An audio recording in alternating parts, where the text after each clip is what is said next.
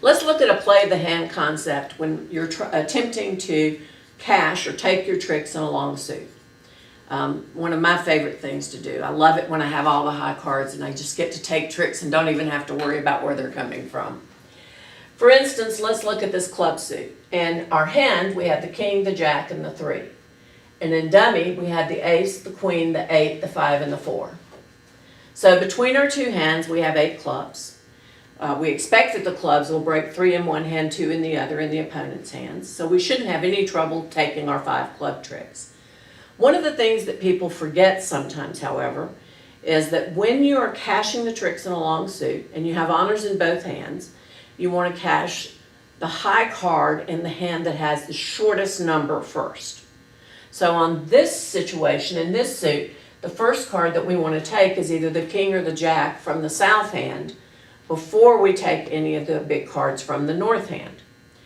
And when we talk about taking the high cards in the hand with the shortest number first, we're talking about all the high cards.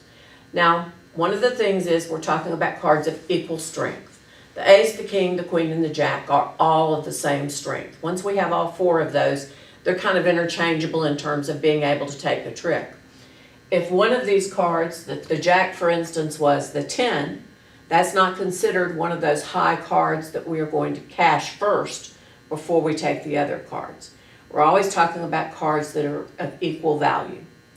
So for this hand, whether I had won the trick in dummy or won the trick in my hand, if I'd won it in my hand, I'll play the king of clubs. If I had won the trick in dummy, I would lead the 4 to the king. I can still take the high card from the hand with the shortest number, regardless of which hand I'm in. So I would take the king, playing the 4 from dummy, and the next play should be the jack, taking the 5 from dummy, and then the 3 to the ace, and then I can take the queen and the 8 for a total of 5 tricks. Now look what happens if I don't take the jack at my second time. Let's suppose that I take the king and I play the 4. And then I say, oh, I've done what Patty said. I took the high card from the hand with shortness first. And now I play the 3 to the queen. Look what's happened when one of my opponents had the 10 and 2 more. That's the card they played when I played the king, and now they played this one. I still have the ace here. I still have the jack here, but my opponent has the 10 and the 7. It's very difficult for me now to kind of untangle my tricks.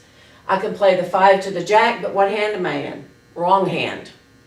If I take the ace and my jack falls under it, they'll play the 7, and what happens? The 10 is high. So when this suit didn't break exactly as I expected it to break, it's really important to take your king,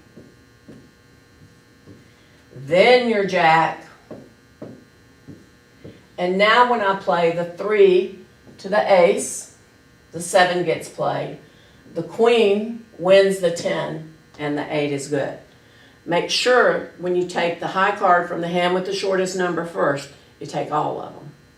Thanks.